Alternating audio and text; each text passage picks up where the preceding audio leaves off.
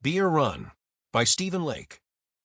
A space fighter from the Kharkov Empire blasted off from his carrier, along with the rest of his wing, and out into space amidst the beginnings of a vast and sweeping battle of strength between themselves and the Furmark Republic.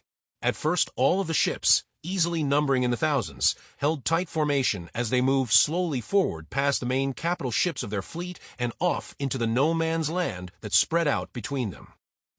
Keep your formations tight and your heads on a swivel. Those Republic bastards won't cut you an inch of slack if you lower your guard, so stay frosty, pilots, came the voice of his wing leader. The pilot smiled. It was the same thing every battle. Gather on deck, get briefed, launch, get a quick reminder to stay sharp, and then off they went to earn honor and glory for the great Kharkov Empire. Today, as always, it would either be another day of glorious imperial victory or a humiliating defeat, and the latter was out of the question.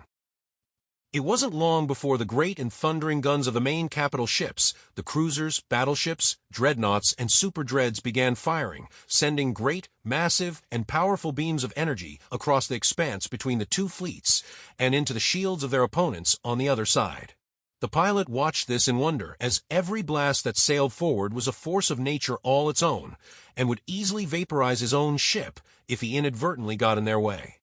A few had, and they were some of the unfortunate ones who never came home. Shot after shot rumbled past his formation of fighters, all of whom tried their best to stay below the fiery walls of death being exchanged above them, as they pushed towards the enemy fighter formations just up ahead. Eventually, both formidable formations of fighters met each other in open space, like great flaming blasts of stinging buckshot thrown haphazardly at the opposing side. The pilot's fighter rumbled, jumped, bounced, thundered, and shook as he bravely fought his way through a withering hail of enemy return fire as his trigger was buried deep into his flight controls, sending an equally impressive hail of blaster fire in the other direction. Back and forth, up and down he flew, as he continued to plow through the enemy fighter formations, pushing ever closer towards him. Eventually, though, he broke through and out into relatively undefended open space. A few enemy fighters wandered around the area, like little fleeting sentinels. He soon spotted the lead enemy carrier, the foremost of the three super carriers looming large before him. Quickly, he threw his stick over and made for her main landing bay. It wasn't long before he was greeted by a withering hail of anti-aircraft point defense fire. Like the professional he was, he ducked and bobbed and dodged every shot, with only a few lightly glancing off his shields as he continued to close on the main hangar door. Eventually, he punched his way through all of the carrier's formidable defenses, through the atmospheric shielding of the bay, and into the landing bay. However, instead of attacking the now defenseless carrier from within, he instead brought his ship to stop, extended his landing gear, and then touched down gently on the deck before powering down his fighter. Moments later, the canopy opened, and he emerged from within with his hands in the air. Down below him, much as he'd expected, a group of nearly 30 Marines and a handful of ground crew surrounded his ship, guns drawn and pointed at him. Greetings, gentlemen," he said with a hint of nervousness.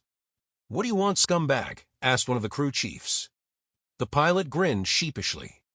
"I've come here as I am defecting to your side," he said. However, nobody responded. "I've brought secrets with me about the Empire," he continued. Again, nobody responded. "I have secrets that'll win this war for you." Again, there was no response. "I know all of our Empire's weaknesses." Again, no response. Now he was really getting nervous. "Oh, and I also brought beer with me." This caused one of the chiefs to perk up and slightly lower his weapon. "Beer, you say, lad?" he asked. "How much?" The pilot shrugged. "A couple of cases? I couldn't fit more into my ship, so I hope that's enough." Suddenly, to both his surprise, everyone relaxed and then gently lowered their weapons. "Well, why didn't you say so, lad? Hey, boys, he's got beer," shouted a chief. Immediately, several men rolled a lift cart over to the side of the fighter and raised up the bed, on which was a pair of deck crewmen. They took the cases of beer from him, helped the pilot onto the platform, and then lowered themselves to the deck. Once there, he helped the deck crew crack open the cases and begin sharing them with everyone. They all then tipped their cans of beer to one another and began to drink. However, in the middle of this, the pilot was approached by two big, brutish security guards and promptly hauled away. As they did, he looked at both men in confusion. "Why are you doing this?" "I brought you guys beer," he protested. "Yes, but you didn't bring enough," said one of the guys. The pilot was surprised at this. "If that's the only problem, I can just go back and get you some more if you'd like."